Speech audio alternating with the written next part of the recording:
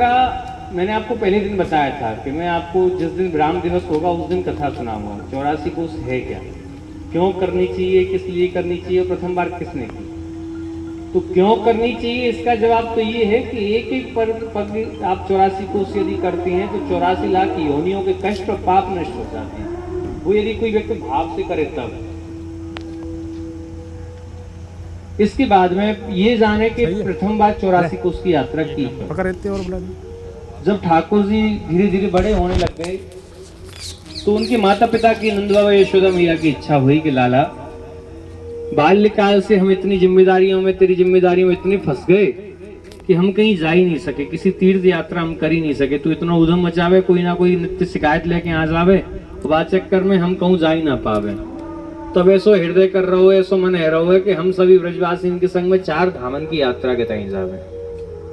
तो लाला ने कही कि बाबा काहे तू दुखी है रहो है, या ब्रजमंडल में सबरे धाम है, सबरे तीर्थ है, तू यहीं की यात्रा कर ले। कह रहे लाला तू फालतू को ज्ञान देव करे, यहाँ सबरे तीर्थ कहाँ से आएगा। सब धाम तो 4 धाम तो उत्तराखंड में है, रामेश्वरम में है, जगन्नाथपुरी उड़ीसा में है, द्वारकापुरी गुजरात में है, कैसे आ जाएगा।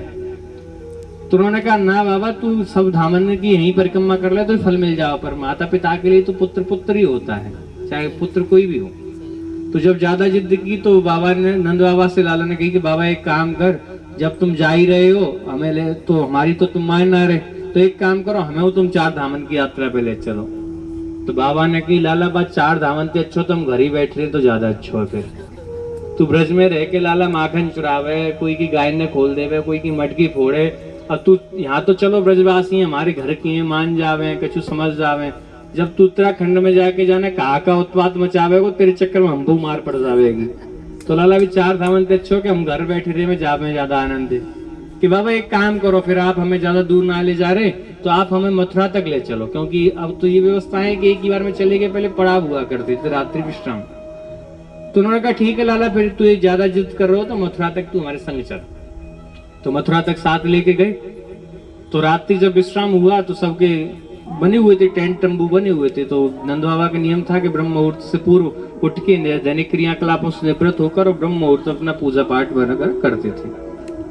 तो प्रतिदिन की भांति नंद बाबा उठे, अपनी जैसे ही बाहर निकले कच्छ से, तो उन्होंने क्या देखा कि आसमान से 7 कबूतर आए और बड़ी गंदी मैली अवस्था में आ रहे हैं। मैली अवस्था में आके ब्रजरज में आए, ब्रजरज में लोट लगाई और जैसे ही लोट लगाई सारे के सारे कबूतर सफेद होकर बिल्कुल वायुमंडल में पुनः विलुप्त हो गए।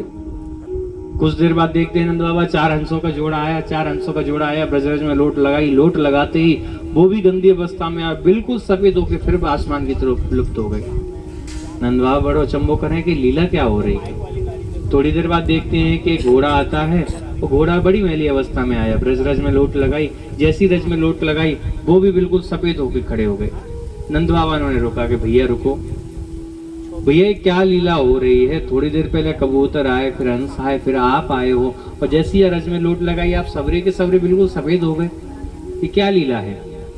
तो उन्होंने कहा बाबा ये आप जो लीला देख रहे हैं कबूतर हंस, हम कोई साधारण नहीं है। आपने सर्वप्रथम दर्शन किया होगा कि 7 कबूतर आए, वो 7 कबूतर नहीं थे बाबा, सप्तपुरियां थी।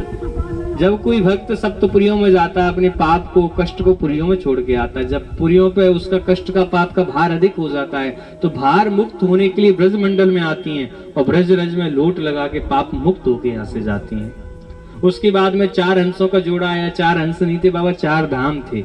जब व्यक्ति 4 धाम में जाता है तो वहां अपने पाप छोड़ के आता है और उन पे पाप अधिक हो जाते हैं तो ब्रज रज में आके लोट लगा के वो मुक्त होके यहाँ से जाते हैं। और बाबा मैं भी तीर्थराज प्रयाग हूँ। जब सब तीर्थ, सब धाम कुंभ के समय मेरे पास आते हैं स्नान करने के लिए तो सब अपने पापों को छोड़ जाते हैं। जब मुझ पे पाप अधिक हो जाते हैं तो मैं इस ब्रजरज में आता हूँ, लोट लगा के पाप मुक्त होके जाता हूँ। ये इस ब्रजरज की महिमा है।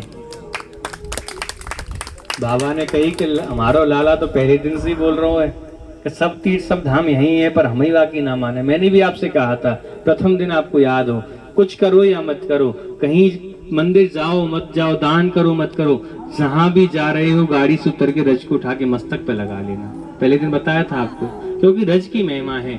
इस ब्रज की महिमा से ज्यादा इस रज की महिमा है। क्योंकि रज वही है जो श्री कृष्ण के समय थी, वही रज आज यहाँ विराजमान है।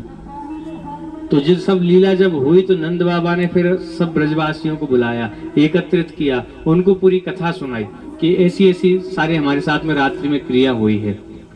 फिर कृष्ण ने सब धामों का, सब तीर्थों का आह्वान किया, सब तीर्थों को याद किया, और याद करने के बाद सब तीर्थों को अपने हाथों से ब्रजमंडल में कृष्ण ने स्थापित किया।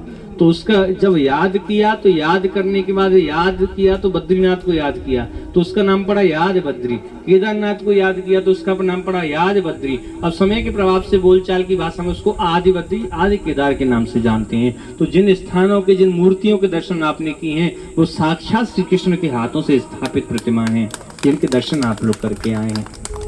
और इन धामों की यात्रा आपने पूर्ण भाव श्रद्धा समर्पण के साथ कर ली तो ठाकुर जी के माता पिता की तरह ही आपको भी चारों धामों की यात्रा का फल और पुण्य प्राप्त हो गया है।